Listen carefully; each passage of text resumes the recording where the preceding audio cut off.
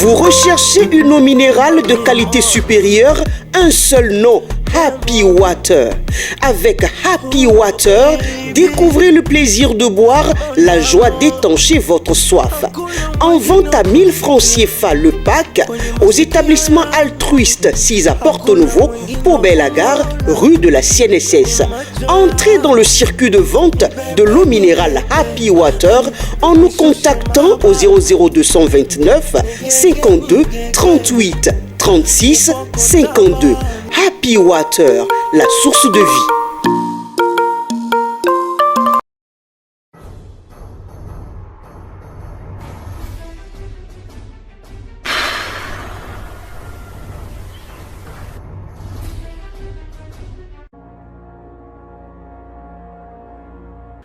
Amis fidèles de Guérita TV Monde, bonsoir et bienvenue sur votre émission Tour d'Horizon de ce jeudi 25 août 2022. Comme de coutume, nous démarrons par le bulletin d'information.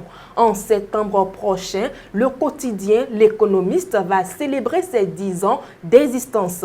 À cette occasion, plusieurs activités sont prévues pour marquer cette célébration.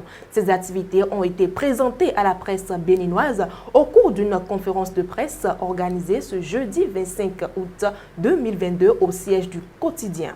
Sont présents dans cette salle les professionnels des médias du Bénin conviés à cette conférence de presse du quotidien L'Économiste. L'objectif est d'annoncer au public les différentes activités prévues dans le cadre des 10 ans de parution de ce journal. L'essentiel de ces 10 ans, nous allons le réaliser par un forum de haut niveau que nous allons organiser les 16 et 17 septembre prochains à l'hôtel Azalaï de Cotonou. Nous avons invité de hautes personnalités du monde de l'économie et des finances africaines et même européennes qui seront là à Cotonou. En dehors du forum, nous avions ce que nous appelons le marché de l'économiste, qui est une foire que nous avions initiée pour nos partenaires, pour leur permettre de profiter de ce moment pour faire la promotion, la vente de leurs produits. Créer un centre d'échange avec ces partenaires qui seront là à Azalaï, hôtel de Cotonou. Nous avons encore une marche de santé que nous allons organiser du Carrefour Africa jusqu'à l'hôtel Azalaï, en passant par les 3 banques, le port autonome de Cotonou, le Carrefour port autonome de Cotonou et chuter à Azalaï hôtel. Aussi, comme nous avons l'habitude de faire chaque fois que nous réalisons un événement à l'Économiste, nous n'allons pas oublier les orphelinats. Nous avons prévu quand même sortir pour aller faire des œuvres sociales, les aider, offrir des cadeaux quand même à ces centres-là aussi. Et en dehors de ça, quand même, faire un don de sang.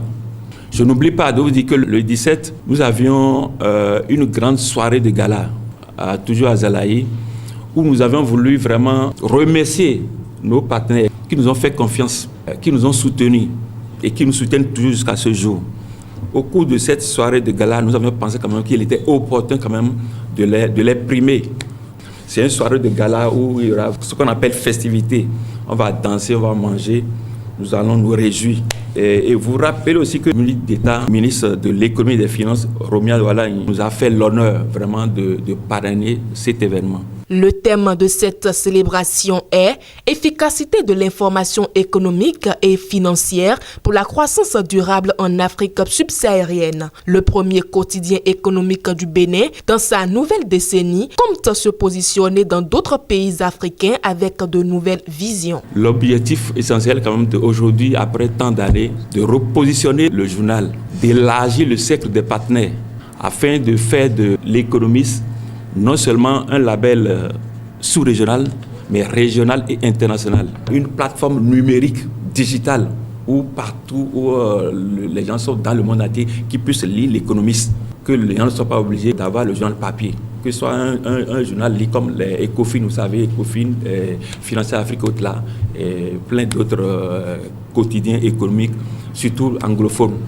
À la fin de cette conférence, le comité d'organisation n'a pas manqué de remercier ses partenaires et la presse béninoise. Il les invite d'ailleurs à soutenir le quotidien L'Économiste pour la réussite de cet événement qui aura lieu du 12 au 17 septembre 2022.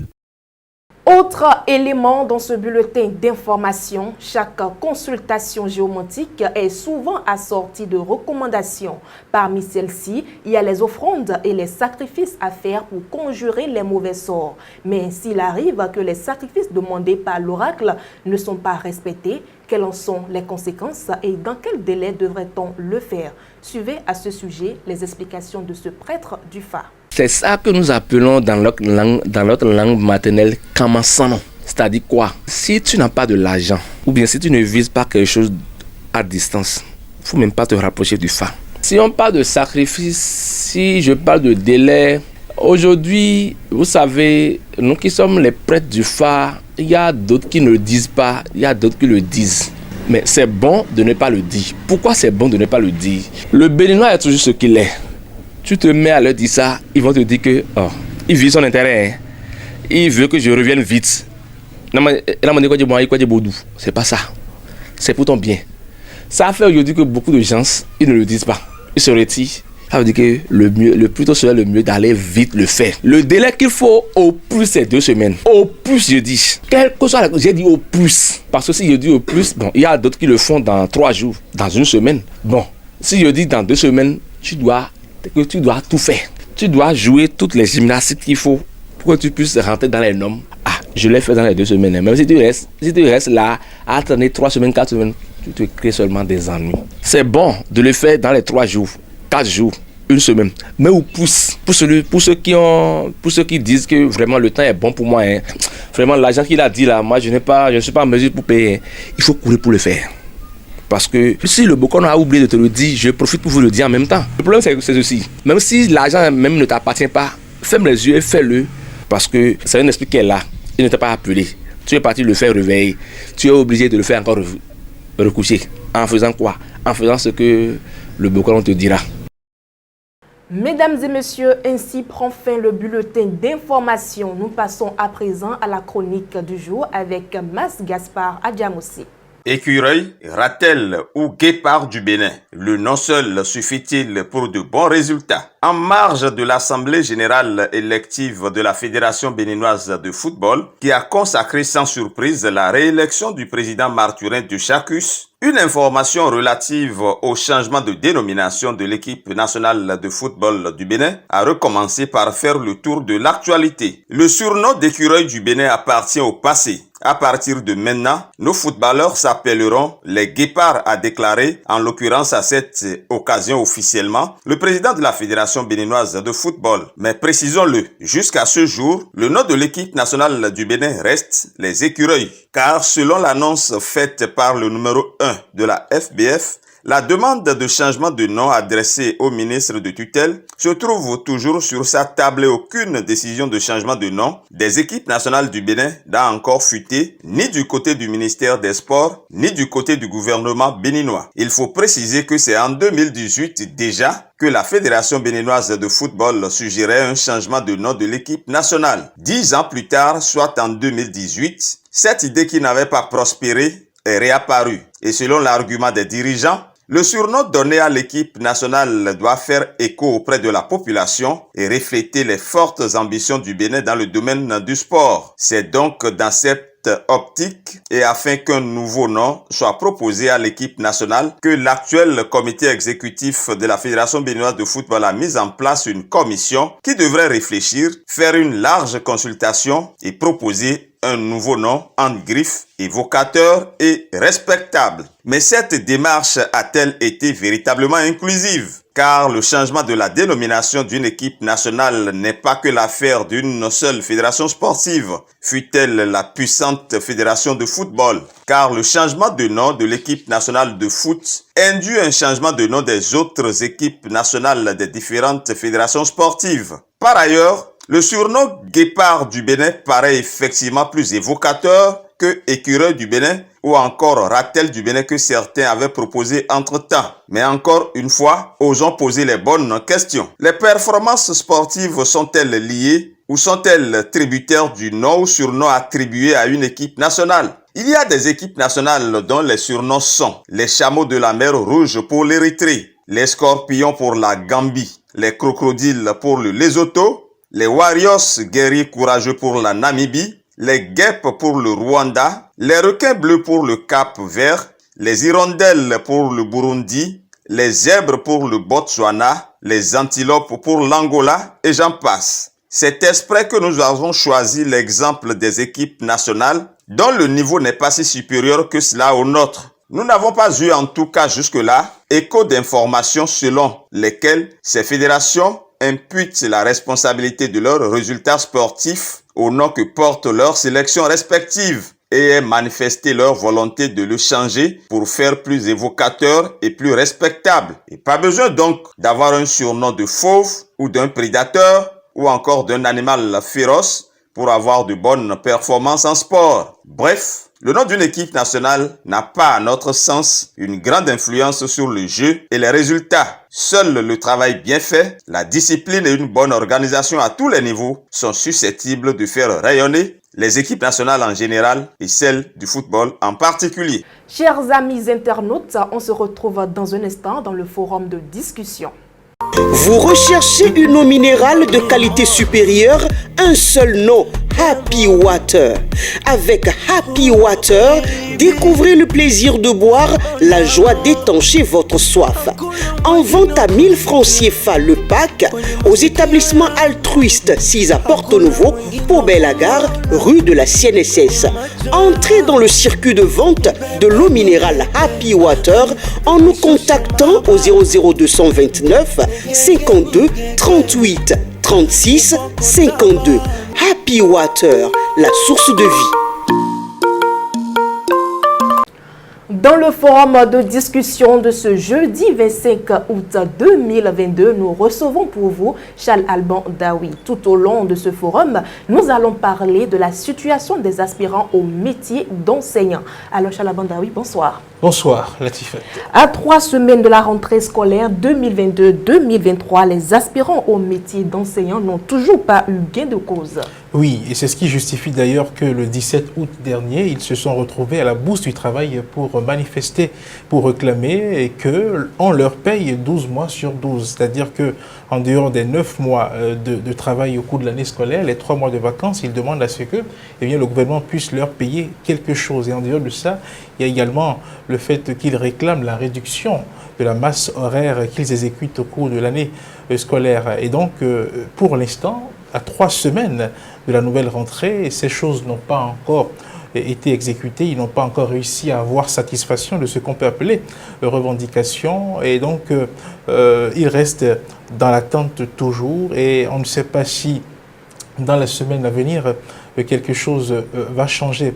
Et en réalité, cette revendication, ou du moins cette action du 17 août la fois passée a été menée tout simplement parce que récemment, notamment le 10 juin 2022, sur l'émission Gouvernement en action, le ministre de leur secteur avait dit que le principe qui consiste à leur payer les 3 mois de salaire en dehors des 9 mois d'exercice d'activité qu'ils ont au cours de l'année était déjà acquis et que le gouvernement allait leur payer cela. Et ça avait été annoncé comme une bonne nouvelle à l'époque. Et ces enseignants avaient reçu cela comme une bonne nouvelle. Ils étaient en attente de voir cela respecté. Mais par la suite, ils ont constaté que on est en train d'épuiser progressivement les vacances et que voilà, ils ne sont pas en train d'obtenir cette promesse-là qui a été donc faite par le ministre au cours de cette émission Gouvernement en action. Et comme les inquiétudes continuaient toujours de monter, le ministre, notamment le porte-parole du gouvernement, est monté au créneau pour dire que voilà, pour l'instant, les conditions ne sont pas remplies pour qu'on leur donne satisfaction. Et donc du coup, vous avez raison de dire qu'ils restent toujours dans l'attente et que ce n'est pas sans doute sûr qu'avant la prochaine rentrée, ils obtiennent donc satisfaction. Et selon vous, qu'est-ce qui bloque le paiement de salaire qu'ils réclament? Vous savez, non, pas de salaire, mais 3 mois de salaire 3 mois pendant la période des vacances. Parce que bon, pendant l'année scolaire, quand ils sont en activité, les 9 mois leur sont payés régulièrement. Mais ils réclament 3 mois au même titre que les enseignants permanents de l'État qui sont payés même dans la période de vacances alors qu'ils ne dispensent pas des cours. Ce qui bloque en réalité, je dirais, le paiement de ces 3 mois, je dirais, de salaire pendant le mois de vacances, à mon avis, il y a d'abord le statut qu'ils ont. Ils ont un statut d'aspirant au métier d'enseignant. Et quand on parle d'aspirant au métier d'enseignant, nous parlons en quelque sorte des vacataires. Et nous savons que les vacataires, pendant que ce système-là existait, étaient payés au prorata des heures de cours dispensés. Et donc, du coup, quand ils cessent de dispenser des cours pendant les vacances, ils n'avaient donc rien. Et donc, ce statut qu'ils ont fait que, je dirais, pour l'instant, ils n'ont pas encore satisfaction. En deuxième position, il y a le contrat qui les lie à l'ANPE, Agence nationale pour la promotion de l'emploi. Dans le contrat, il est dit qu'ils sont employés 9 mois.